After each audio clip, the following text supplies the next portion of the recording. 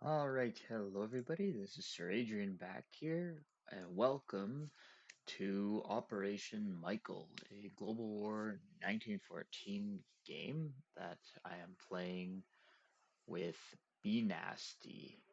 Just the two of us. So I myself am playing as the Allies this time around.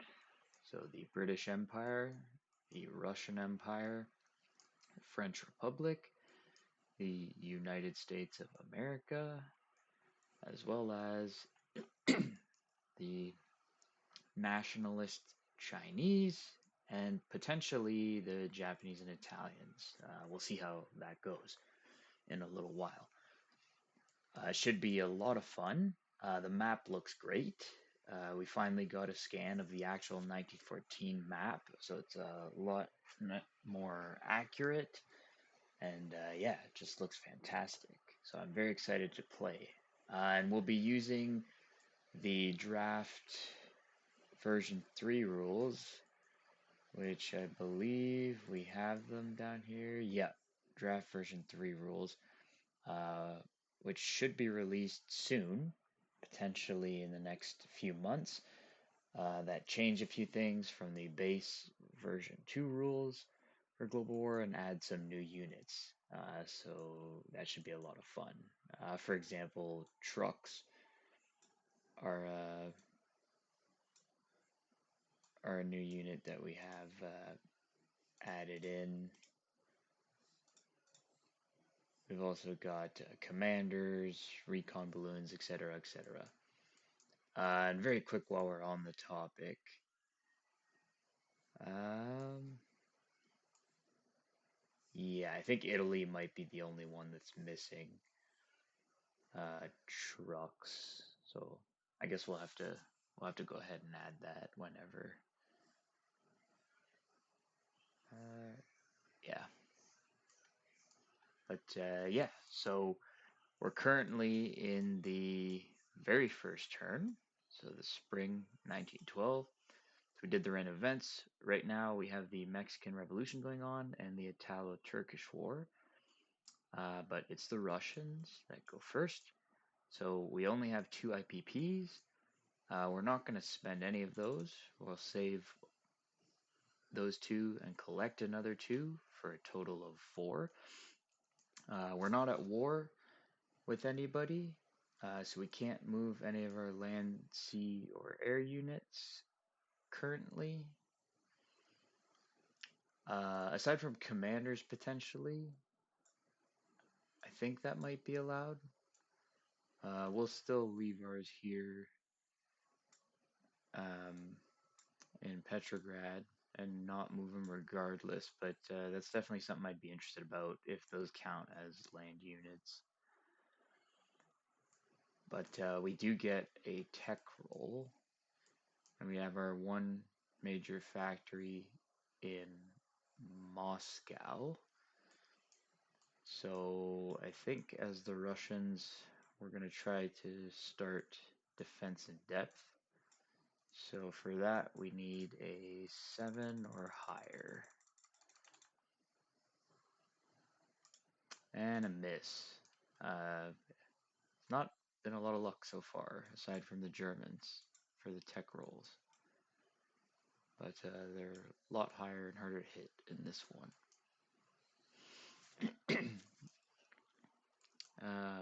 Yeah, so we're not going to be spending anything whatsoever. So that'll be it for the Russian turn. So now we move on to the Italians. So normally they don't start yet, but in the prequel they are controlled by the French, although they still go on their turn in the turn order because they're currently at war with the Ottoman Empire for the next 3 turns until the fall winter of 1912, potentially longer if there's any random events that extend that. So we don't have any income to spend. And it's actually been a little while, so I might check real quick. Apologies for that, but I just want to see if the Ottoman Empire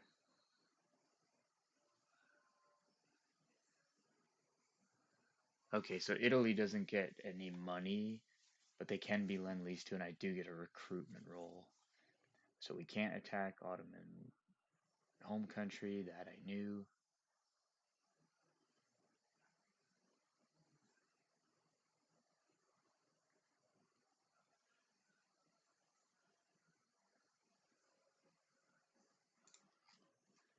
So otherwise everything else we could move as normal. So I think what we're gonna do is we'll try to load an artillery unit and the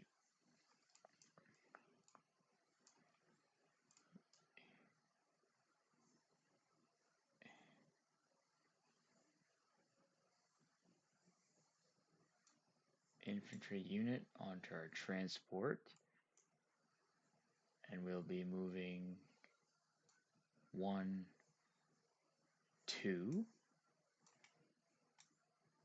down to here.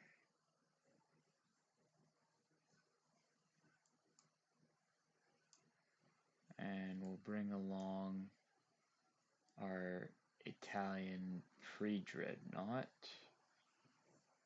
which normally has a movement of 1, but is boosted. So 1, 2. And we'll actually bring along our cruiser and our torpedo boat, which can all reach as well. Torpedo boats have a movement of 2, I believe it is, and cruisers are 3. So even without the boost, they could reach. I'll actually bring this torpedo boat destroyer as well.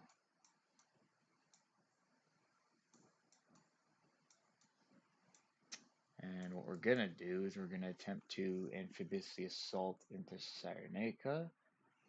So first we'll have this pre-dreadnought doing an offshore bombardment.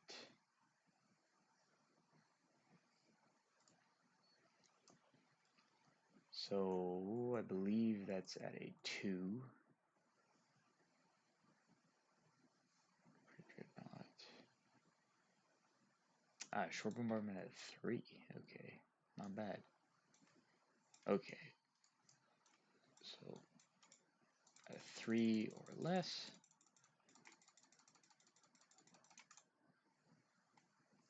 Perfect. That's what we like to see. Some good luck. So, the Ottoman militia in Cyrenaica is eliminated. Cyrenaica is under Italian control, and then our artillery and our infantry unit offload into there, and that's it for that.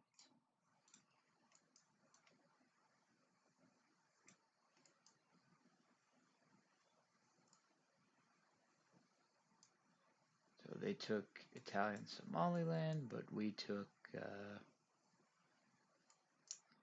Cyrenaica from them. So fair trade, I think.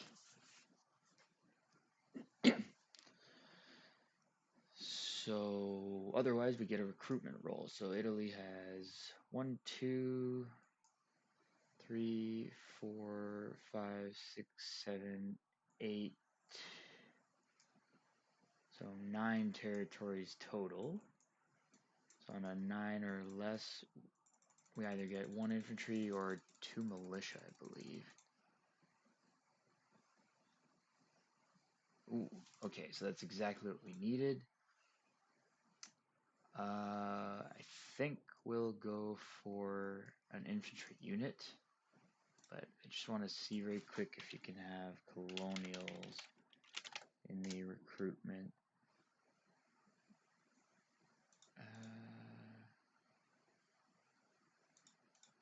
More.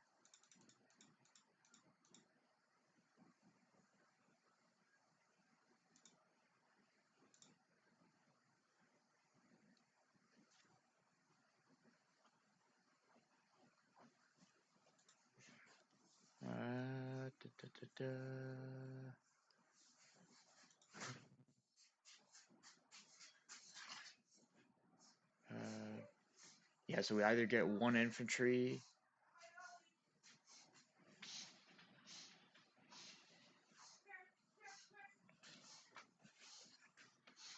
Sorry, one second.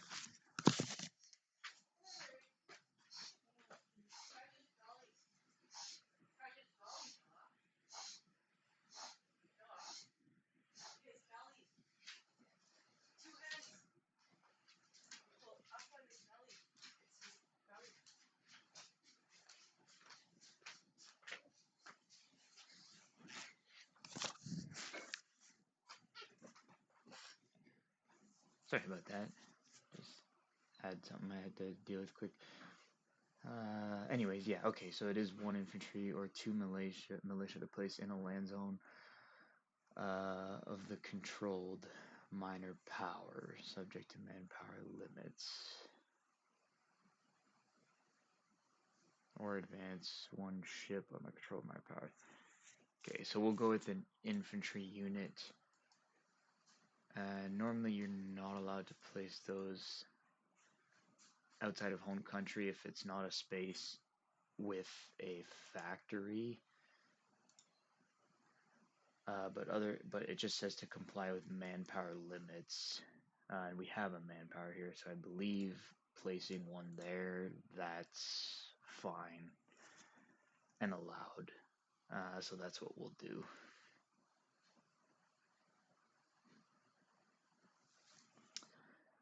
So that's it for the Italians. Again, they don't collect any income. And then finally we have the Americans, which will be very quick. They have 3 IPPs. They have several factories, but they don't get to roll any technology in the prequel. So you can skip that. They can't move their land units either. However, the Americans do control the Mexicans, or one of the factions in the Mexican Revolution, so they control the revolutionary forces, and they do make a recruitment roll and can lend lease anything. So the revolutionary forces, okay, so that's these guys here. We're not going to spend any money to lend lease anything, so we'll save 3, collect another 3 for 6 the next turn.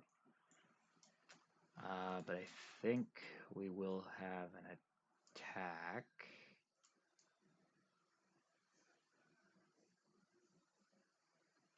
Yeah, we'll take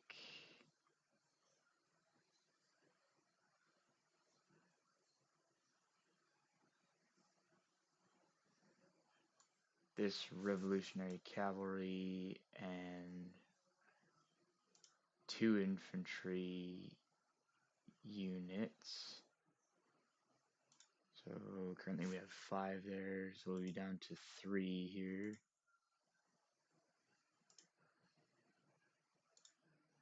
And we'll walk on into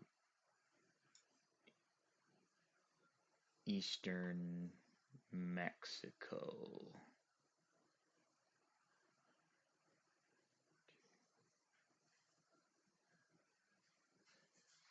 Yeah, I think we'll do that. So eastern Mexico will fall to the revolutionaries.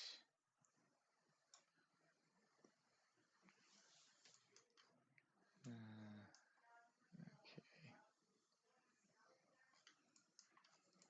All right. And that's it for the American turn. We collected our IPPs. So now that's done. And you have the Chinese, but they also don't go in the prequel. So that's all done. So now we're going into the summer of 1912. And while we're here, we can do the random events. So, should be around here somewhere. Yeah. So, spring. So, summer 1912, west and then east. So, we'll start with the west.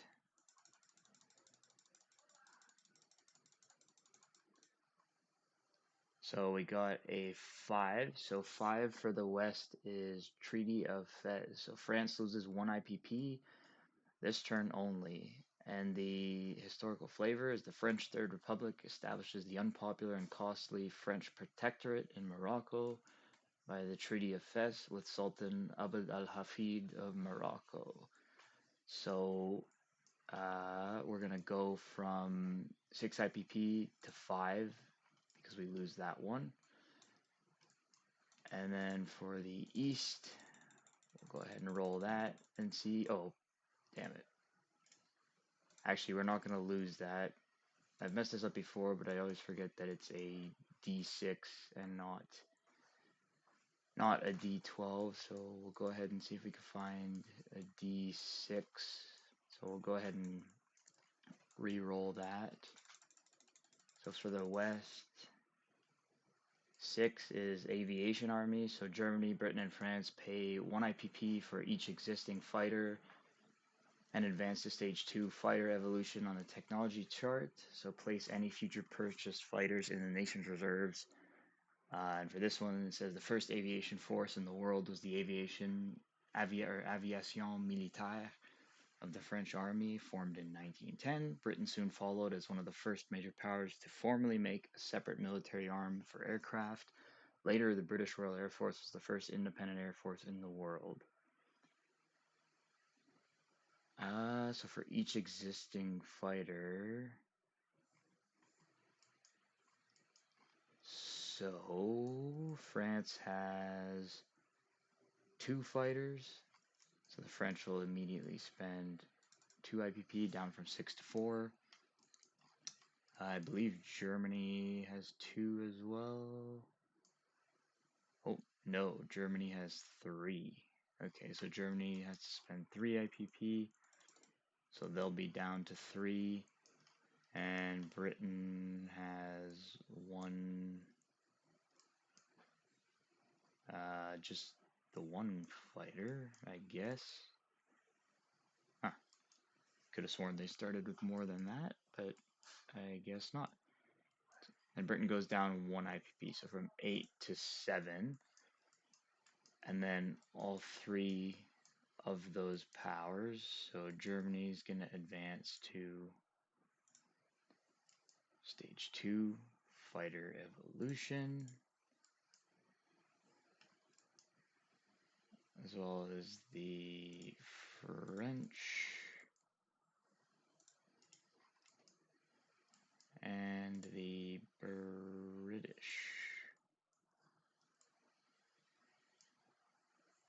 And I just want to see, yeah, okay. Definitely gonna have to make some of these smaller, but that's alright. Just go ahead and, oh, I guess that's as small as they go. Well, that's fine. Anyway, we'll just do it like that. So yeah, they're all at stage 2 fighters, so they have 1916 fighters currently, as opposed to 1914 fighters, so they can do dog fighting as well as observation. So that's interesting. And now we'll do the east. Let's see what we get. So that's 4. So the Taisho era. So Japan removes their reserves from the place units box, remove them from the game, but advances to stage 1 in improved logistics and stage 1 in improved factories in the technology chart. And the little historical blurb. So Taisho democracy was a liberal and democratic trend across the political, economic, and cultural fields in Japan, that began roughly after the Russo-Japanese War and continued until the end of the Taisho era, 1912 to 1926. So we're one stage up in improved factories and improved logistics for the Japanese.